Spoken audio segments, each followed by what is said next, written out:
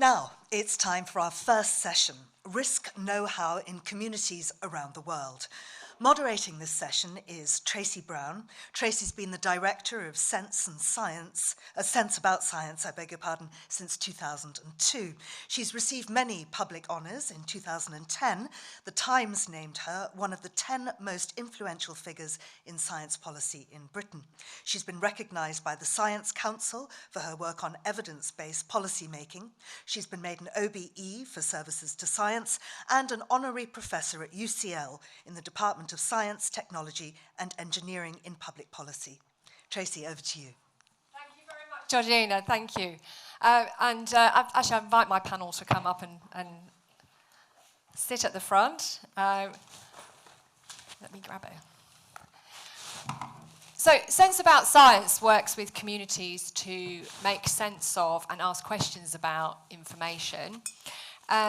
We promote the public interest in sound science and evidence. So what does that mean? It means we equip people with good questions, things which they need to know in order to make decisions, and that includes politicians and journalists as well as communities. We also equip the research community to answer them in human language, and we work with both of them and with decision makers to create an environment that's conducive to decisions that benefit people.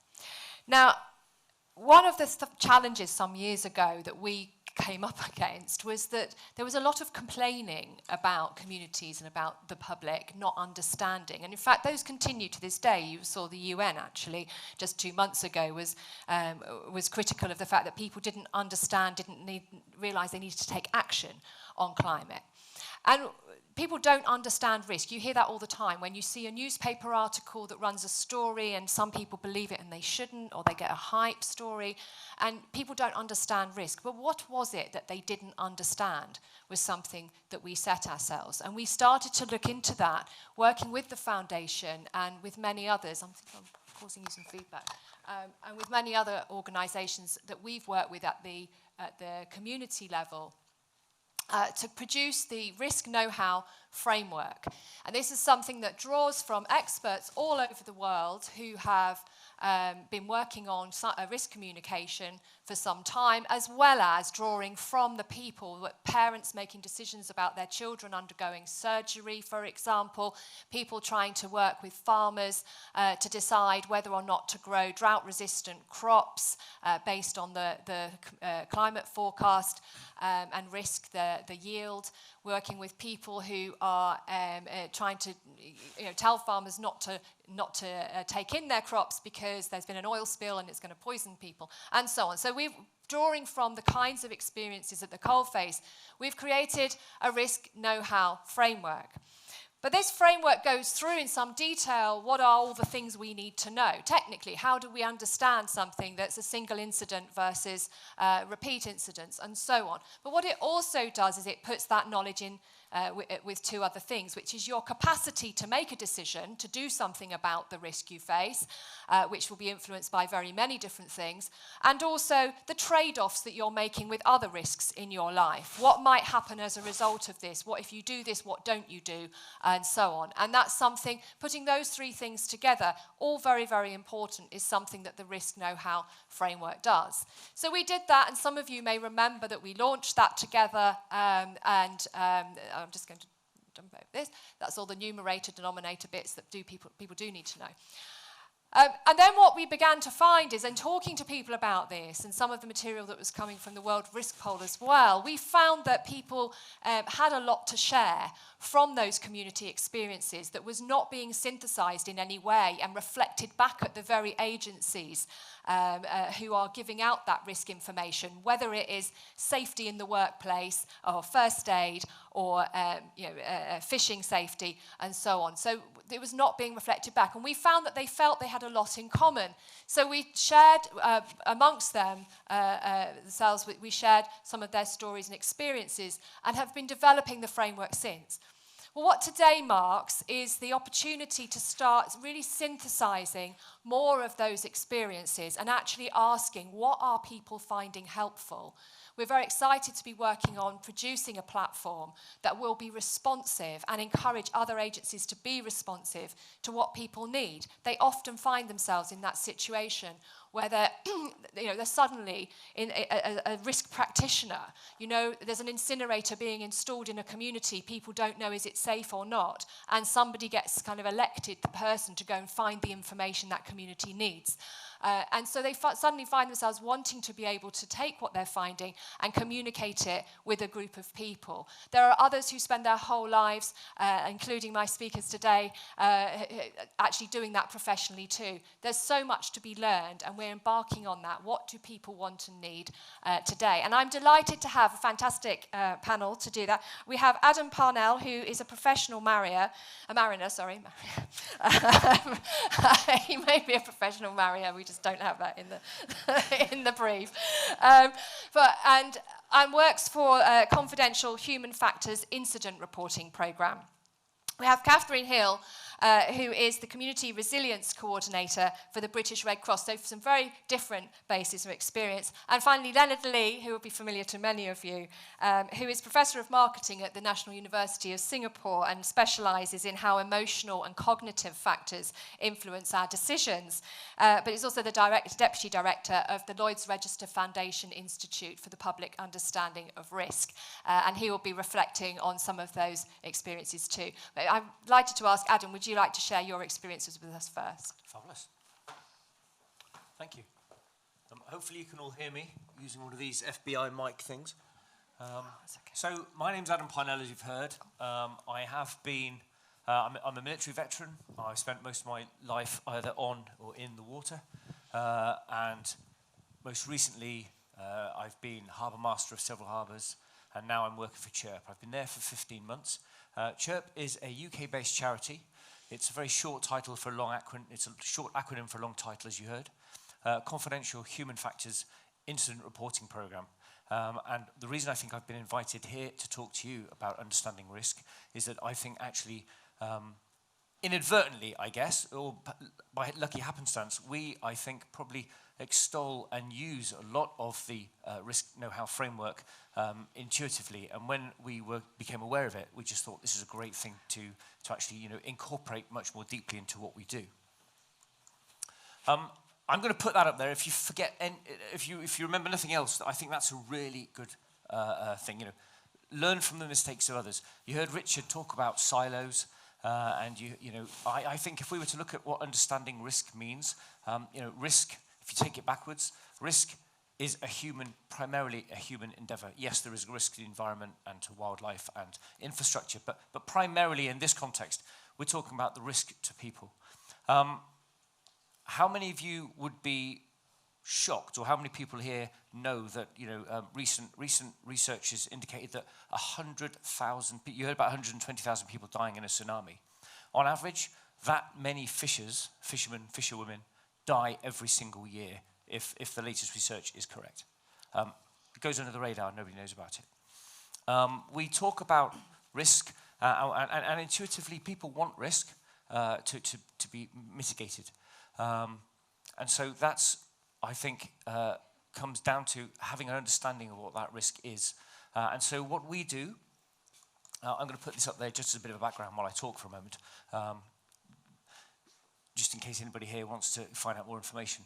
So what we offer is a voluntary, independent, impartial, no blame, no finger pointing incident reporting program for people who want to come to us when they feel that they can't use any other reporting system that may or may not be available to them. We in the maritime program have been running for just under 20 years. My aviation colleagues have been running for 40, getting on 41. We offer this worldwide in multiple languages to anybody that works in, on, or around the sea, whether that be a ferry passenger, whether that be a merchant seaman, whether that be a recreational sailor, whether that be a stevedore helping unload or load cargo in a port, or whether that just is a member of the public walking by and thinking, I don't think that's right. Why do we do that? Because actually what we're trying to do is provide, or our unofficial byline is, we are the voice of the mariner. We are there to speak up and advocate on his or her behalf when they feel that they can't. Why? And that is, I think, when it comes to understanding risk, we've got to understand the challenges as to why we can't identify these things. And quite often, people are fearful of reprisals, fearful of their job, fearful of being made unemployed or not being paid if they speak up and advocate for their own safety. Unfortunately, and I don't think it's too contentious to say that quite often organizations put profit over people, and therefore, they are not interested in having that safety and these risks pointed out to them because it's not in their commercial interest. And we have a body of people who don't speak up because they are fearful that if they speak up, they will look stupid or that they will somehow be ridiculed. What do we do with that information that we get? The reports that we get, we analyze and we look at the underlying human factors. What do I mean by that? A really simple example, if a fisherman falls into the water not wearing a life jacket and drowns, a lesson identified would be, wear your life jacket. We don't look at the lessons identified, we look at the human factors. What stops that person wearing a life jacket? Was it available? Were they trained? Was there a local safety culture? We do find in some organizations a very, very toxic culture. I had somebody tell me that they didn't have an incident, they only had a near miss because it was an Icelandic fisherman because he lost 3 fingers on his non-writing hand. But that was a near miss because it wasn't the whole hand and it wasn't his writing hand, so it wasn't really, so we're fighting against cultures all the time. And really, I think that's all I wanted to put up about that bit. But if anybody is interested in what we do, we offer that reporting service, and I think the biggest challenge that we have isn't so much finding the learning, it's actually disseminating the message out to the audiences. Because right as we speak, there are about 1.4 million people at sea, about 150 languages spoken. We translate our safety message into 7, and it shortly will be 8 of the most populous languages that is spoken out in the world, seafaring communities. But actually trying to get the message out to people is really difficult, and that's why very recently we launched our app, so we can actually be putting that message directly into his and her pocket while they're out at sea. And that is something we've never managed to achieve before. I hope that's provided you with a little bit of an insight as to why I'm here, what we do, and what risk means to me. Thank you, Adam. Thank you very much indeed. Thank you. Catherine, can I ask you to come up? While you do, I'm going to take your seat because I think we're confusing the sound engineer up there by changing seats. No problem. No problem. Hi, everyone. So I'm just going to talk about our British Red Cross's Community Resilience Program. So what is community resilience?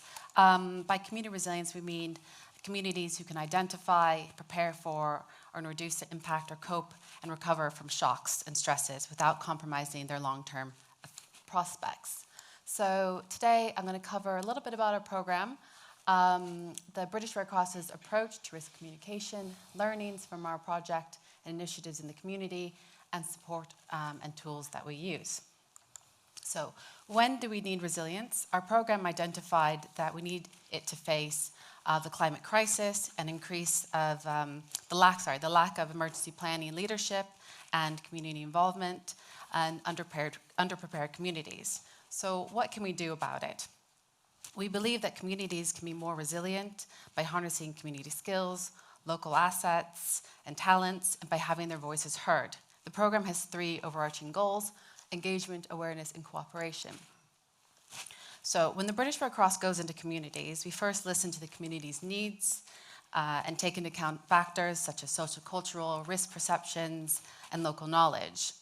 This ensures that we can share appropriate information as well as involve the local people we work with, giving them the opportunity to actively participate and guide our emergency programs and operations in a person-centered way.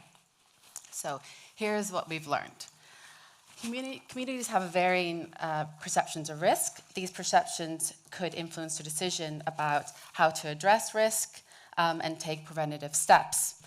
We will look at the following topics with this. So risk perceptions of emergencies, a look at heat waves in the UK, emergency concerns and scenario exercise workshops, and trusted voices.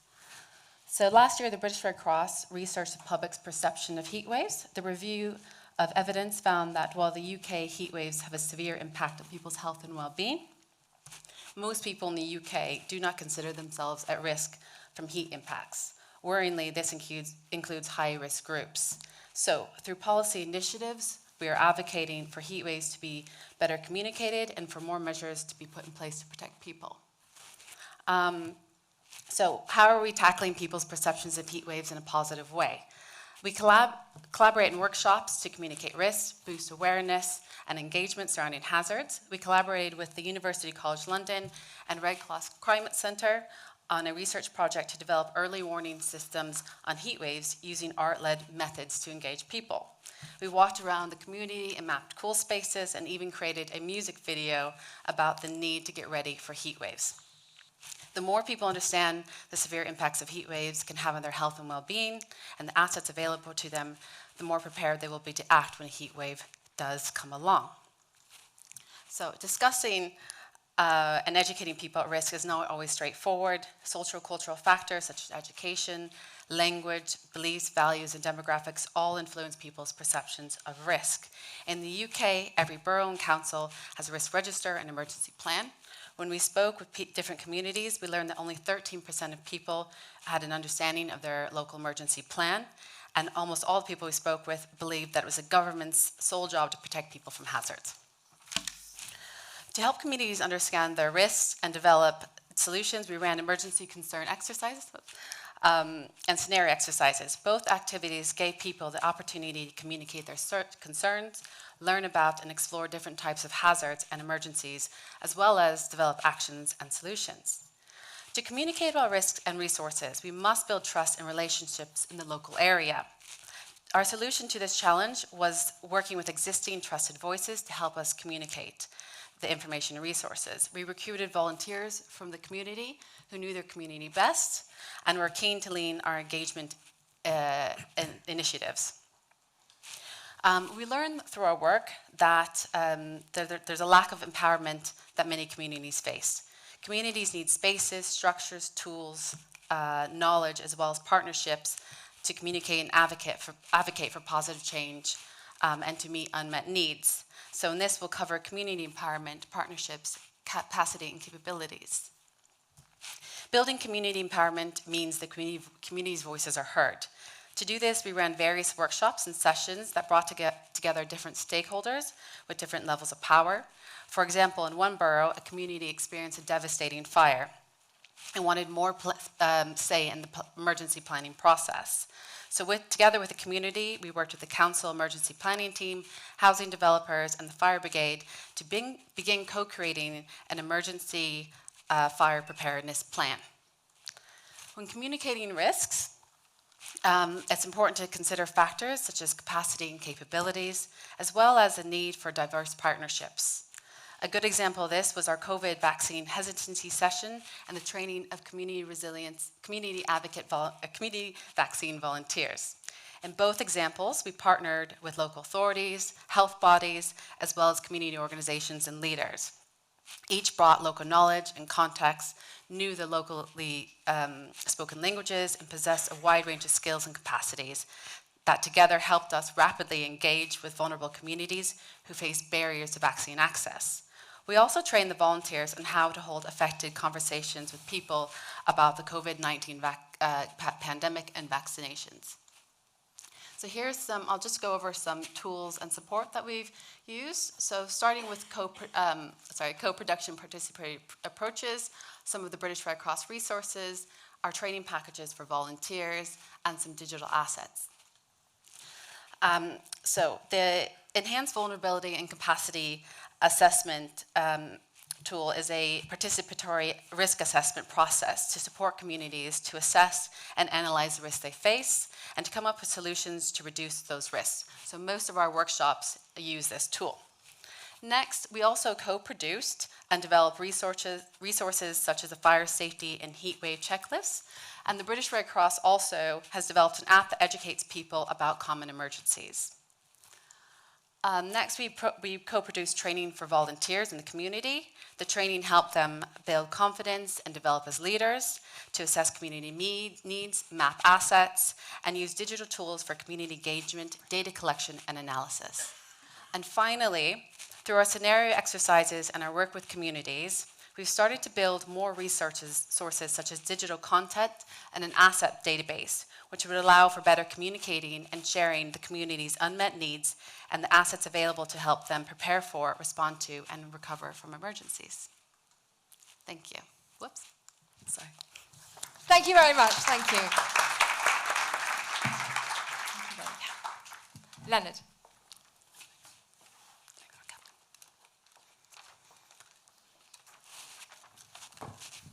Hi, good morning, everyone. Can you hear me? Okay, excellent. Okay, so I'm Leonard from the National University of Singapore. I'm with the Institute for Public Understanding of Risk. Okay. Need to come away from Okay. that one. Yeah. Okay. So for those of you who are actually not familiar with this institute, so essentially we are a multidisciplinary institute that attempts to use different social sciences in order to understand different aspects of risk. And it is actually our goal to be able to look at different types of risk, have a better understanding of risk perception, so as to help to support evidence-based policy making, to bridge the gaps between public and experts in risk perception. Right? So we focus on three main areas. So we looked at data and technology risk. We looked at health and lifestyle risk. Oh, this is not working? Okay, that's all. It's okay. I can probably project. Okay. And we also looked at climate and environment risk. Is this working as well? Hello. Okay, great. Okay, so we are a very small team, and so today, this morning, thank you so much for inviting me. I would like to share some of the reflections that we have from some of the work that we have been doing at the Institute. And so I really have only 3 main points. Please allow me to run through these points very quickly. So the first point that I have is that it is really critical to understand your audience, right? So I cannot agree more with what Richard said, that risk is something that is very personal. So as a consequence, we really need to understand what their needs are, what their values are, what their beliefs are, right? And so last year, we actually did a comprehensive study with undergraduate students at 5 different universities in Singapore, Malaysia, Indonesia, Thailand, and Vietnam.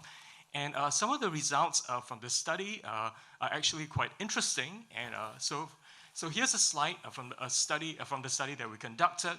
So we can see that on the left side, right? So these are how the students from these 5 different countries rated a series of personal level risk. So we can see that regardless of where the students came from, so there is actually quite a lot of similarity, right? So the students are primarily concerned about not having enough money. They are worried about not getting a good job after graduating. They are worried about mental health challenges, severe impeding illnesses, and so on. But what is interesting is that when you get to the right side of the slide, you see that at a societal level, you see much more diversity, right, in terms of what people consider as risk, right? So whereas like certain issues like rising living costs and fake news, they're pretty much like shared by these are risks that people across the 5 different countries consider as important. There are certain issues that are actually flagged as much more important in certain countries than in others. Like for example in Singapore, so Singaporeans are very concerned about aging, but at the same time you can see that something like terrorism is actually much more on the minds of the Indonesian students, right? In our research, we also found that it is important to think about who are what we call the risk targets, right? So are you thinking about this risk to yourself, or are you thinking about this risk at a more global national level, right? So we found that when people think about risk from a personal level, they tend to be driven much more by things like worry and fear, their emotions. But when they think about risk at a much global level, they will think about drivers like, perceived controllability. To what extent can this risk be controllable? They might be concerned about the magnitude of the perceived impact of the risk. Right, so we can see the way that people think about risk really differs, even for the same type of risk, right? But depending on, what is this? Who is this risk? What is actually the risk target, right? So this is a risk for the person, or for the friends, or for the society at large, right? But we don't just live in isolation, right? So we very much are influenced by the people around us. Right? So as much as risk is a personal issue, we also looked at the behavior and the actions of others and what others tell us. Right? So it's important for us to remind ourselves, we believe, that people don't just look at others for information, but they're also influenced by others for all sorts of psychological reasons. For example, they might want to enjoy certain rewards, avoid certain punishments,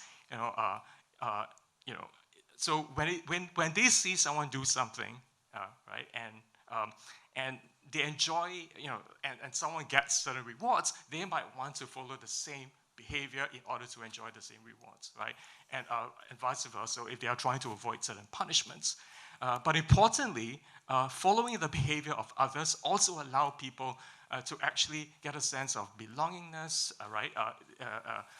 Allows them to feel accepted. Right? So there are lots of psychological reasons that might drive social influence. Right? So the second point that I'd like to highlight is this important, what we will call the attitude-behavior gap. Right? So I think this is extremely crucial in helping us to shape and to carve the message that we want to communicate to the community. Right? Because sometimes, people might have the right understanding of risk, but why are they not acting on this understanding, right? So I think that's really critical, right? So for example, in some of the work that we have done in the space of sustainable transportation, we found that people may know that, using personal vehicles, contributes lots of carbon emissions in the environment, but why are they not using public transport, for example, right? So this slide perhaps is not too surprising to many of us. So there are lots of reasons, right? So people think about all these trade-offs, when they are deciding to act on the information that they have or not. For example, they might think, is this an issue that is relevant to me, or maybe this is more, to the society, right? Do I have to sacrifice my own self-interest, right, for the good of the environment or for the rest of the people? So people might have a present bias, so they care about the now, and they worry less about the future, right? So people might have a set way of doing things, so they might be susceptible to what's called the status quo bias, that, I've been driving all my life, so you want to ask me to start using public transport right now? Am I going to do that? Right, so they might think that whatever that they're doing is only a drop in the bucket, so there is low perceived impact. And finally, a lot of these outcomes or consequences of risk could actually be really abstract and uncertain, right? Okay, and finally, the last point actually pertains to a project that my colleagues and I are really excited about right now, and we call that the Project Wavelength. So essentially, it is also important to bear in mind that the way that the public think about risk could actually be very different from how the experts think about risk. And experts themselves, practitioners, we are also human beings, so we are also susceptible to all sorts of biases as well, right? So in this project, we try to conceptualize and assess risk perception and risk perception gaps, and our goal is to be able to identify where are the domains and where are the areas that we should be prioritizing, where are the geographies that we should be focusing our work on, and we also would like to set up multi-stakeholder forums to really set the agenda for this work. Right. So my last sentence is that we actually have an exhibit today and outside. So we call that the Tree of Risk. And I'd really like to invite everyone to share your thoughts with us regarding what you see as the risk blind spots and the risk hot spots. Right. So where are some of the areas that the public might under-perceive risk, and what are some of the other areas that the public might over-perceive risk? Thank you so much. Thank you,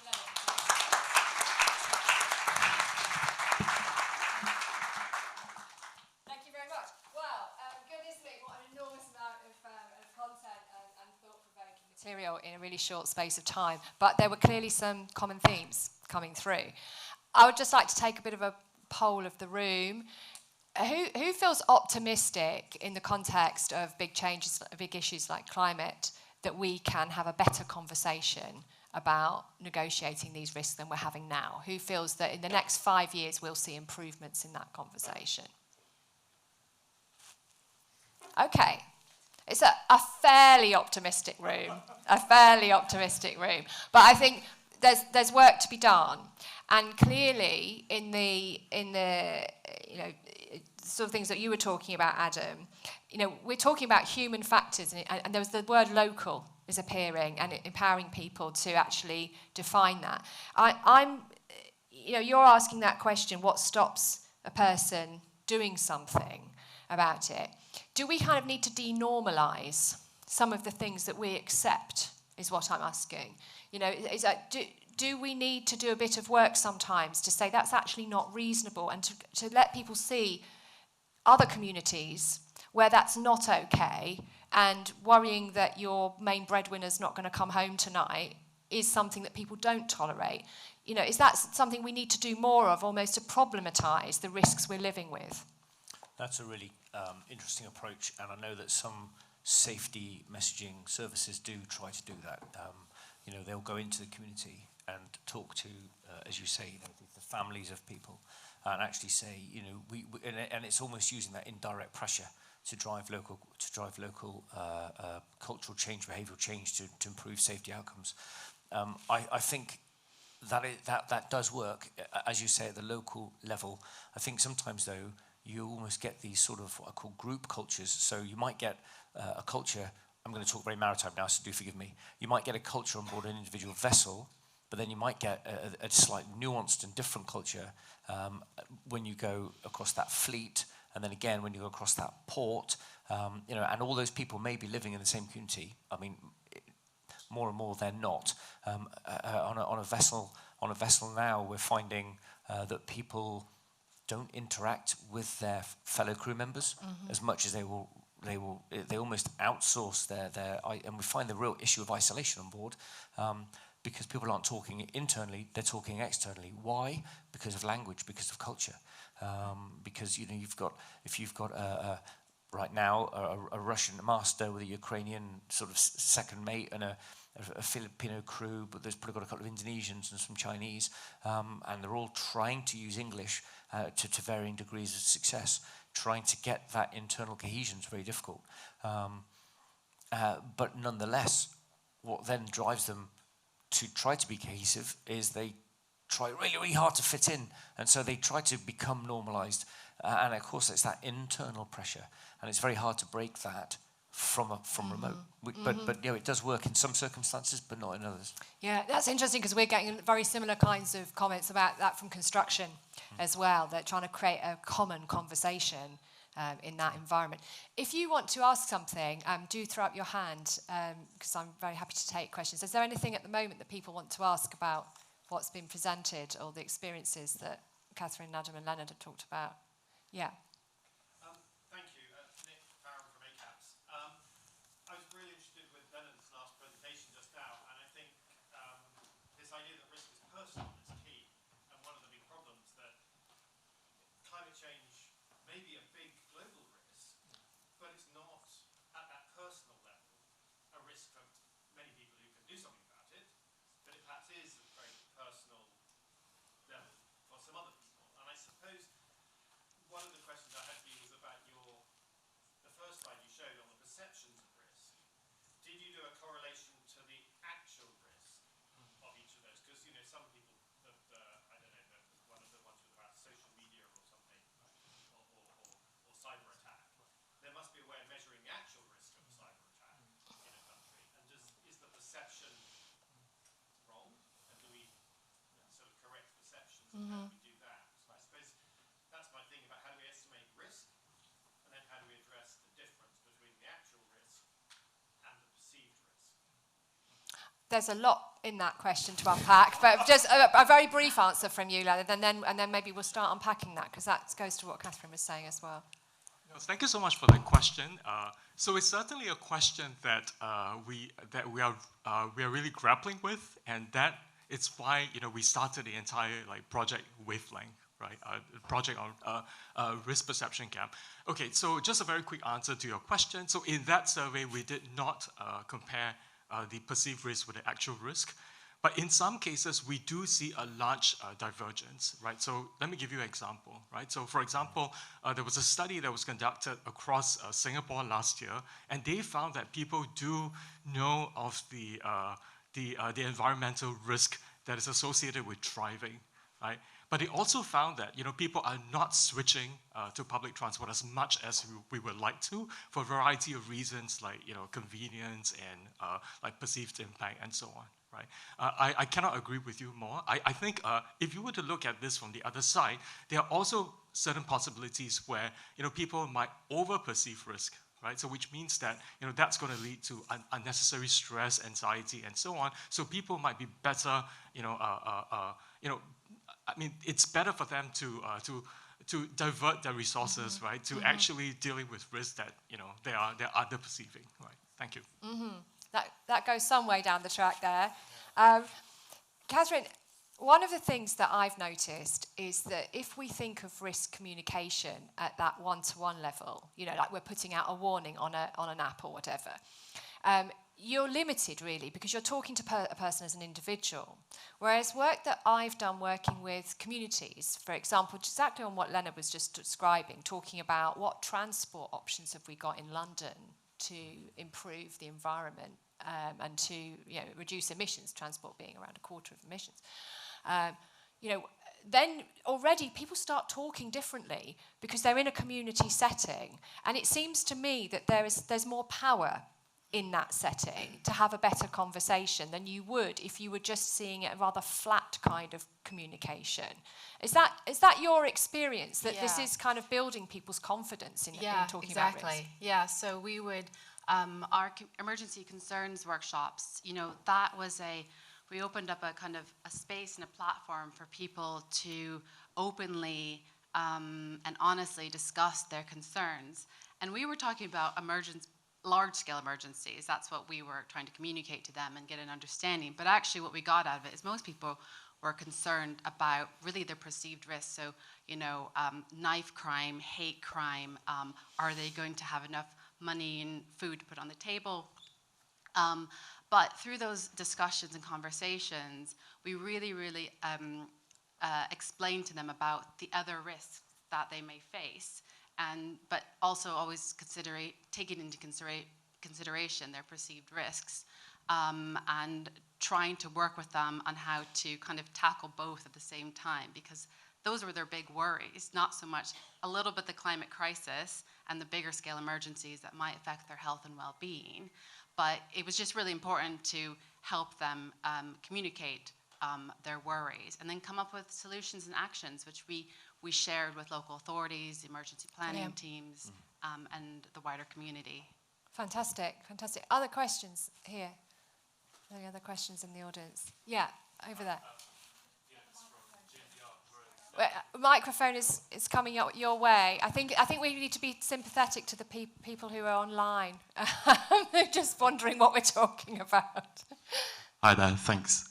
My name's Felix. I work for a network of civil society organisations for disaster reduction, GNDR.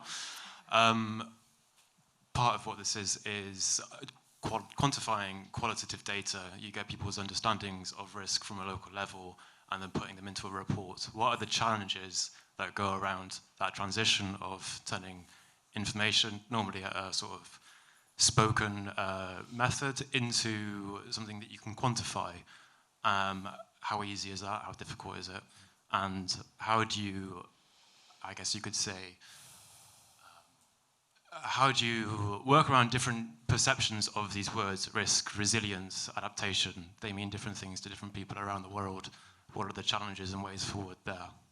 So can you just clarify your question for me a little bit? So you're thinking about when we're trying to draw from community level understanding of a risk, and we're wondering whether or not we're taking one person's kind of comment and another person's comment and putting them together and assuming that they mean the same thing. Is that what you're talking about? Yeah. I mean, right.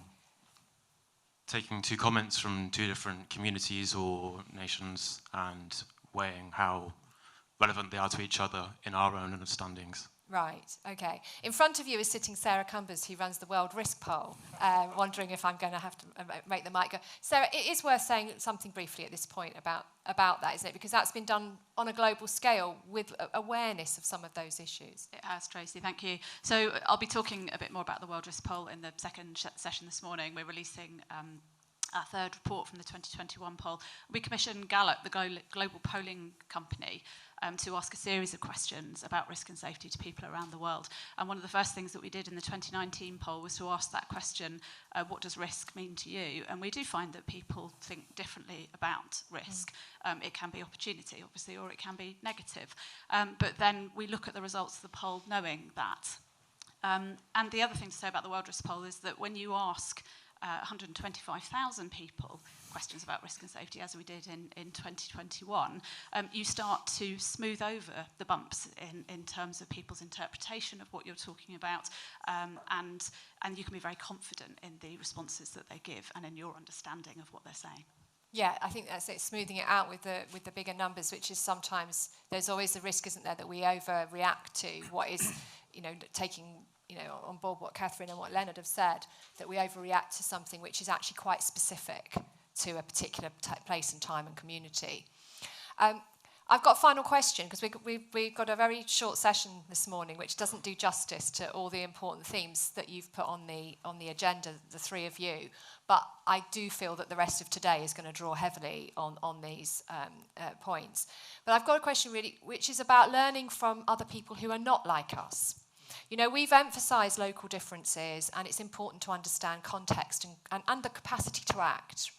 But what about, I'm struck by how people often draw from people in quite different situations to them and feel inspired to act. And thinking about things like the World Risk Poll that shows us a picture of maybe another country that has got a similar profile to us. It's really clear that obviously if you're in the Philippines, you're not going to necessarily learn from North Atlantic fishing, right? And the resources that are available to you are different. But there are other parts of the world where you have got a similar profile. You have got island nations and fishing states and so on. And so people are interested. And can we empower them in that way too, a bit more? Can we paint pictures of here is a similar, or here are others working in a similar way, and they have managed to do something about this? And I'm talking about this top to bottom, because we can talk about those countries that say our city is too big, too heavy of traffic, and we have so many goods to deliver, we can't possibly cut our emissions. And you kind of go, well, actually, yeah, but Singapore did. On this front. So can we cause some reflection like that? Is there a market for this? Should we all be doing more of it? Is my final question to you. And Leonard, I'll take you first, and then Adam, and then Catherine. So I think that's a great question, and I think it also kind of highlights the importance of this entire Risk Know-How initiative, right? So I mean, certainly, I think there are lots of diversity and differences in terms of the context, in terms of socioeconomic, socio-cultural environments, and so on. But I think at the core of many things, you also have the basic psychological drivers of risk, right? So there are certain kind of like basic drivers and dimensions of risk that will actually affect people very similarly, despite the source of risk, despite the social and cultural environment, right? So to the extent that that driver is the same, perhaps there are lessons to be learned despite the difference of context, despite the difference in the type of risk that you're talking about. But at the same time, it's really about finding out what is the core and then adapting it, right? In order to transfer the learning. Right, very helpful, thank you. Adam? No, I couldn't agree more. I think you're already mic'd. Yeah, I couldn't agree more with both of you. Certainly in our context, we learn quite a lot from our aviation colleagues because different transport modes. And one of the great things about looking at human factors, and this is why I think it's for us really powerful, is because we're looking at things like, what is an underlying cause? It will be fatigue, it'll be memory lapses, it'll be sort of supervisory violations. They were told to do it even though they knew it was wrong. And so actually, these are things that happen in every walk of life.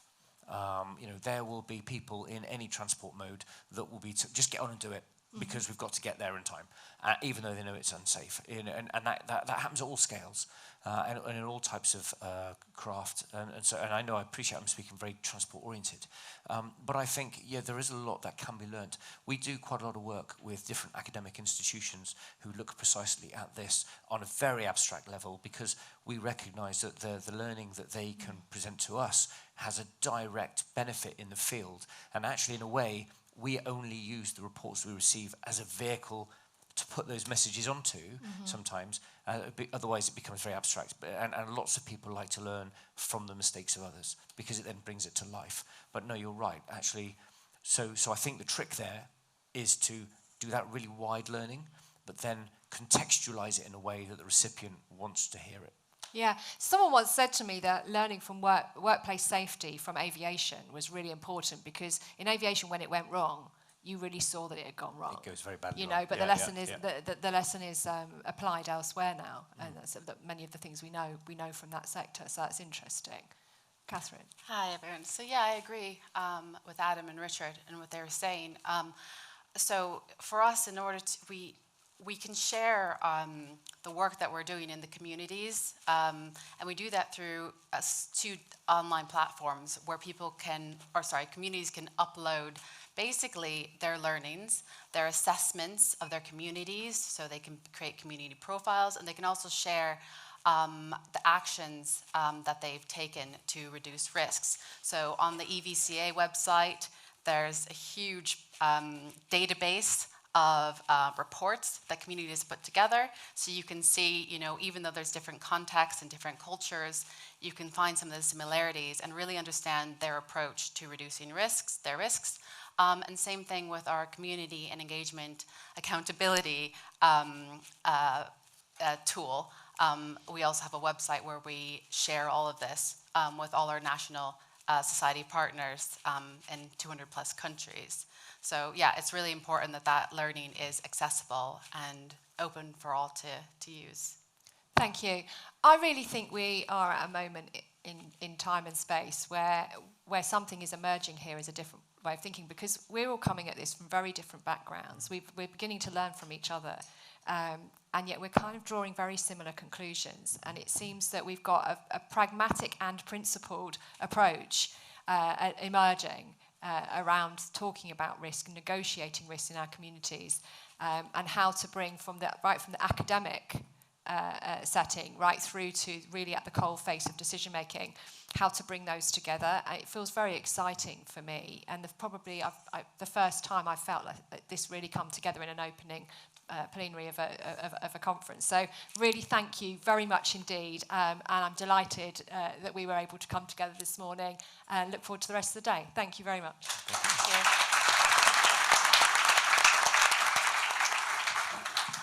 Many thanks there to Tracy and, of course, to the panel, Leonard, Adam and Catherine. Don't forget Leonard's risk tree that you can contribute to. That's in the exhibition space. And that, of course, you can tweet this using the hashtags UR22 and UR22LDN. There's a break now. Refreshments served in the Huth Gallery. That's on the 2nd floor. Do come back here promptly, please, for 11:45. And when you do come back, we'd urge you, please, to just move forward if you can and just fill in the sort of available space from the front going backwards. So 11:45, enjoy your break. When you come back, we'll be talking about data and AI.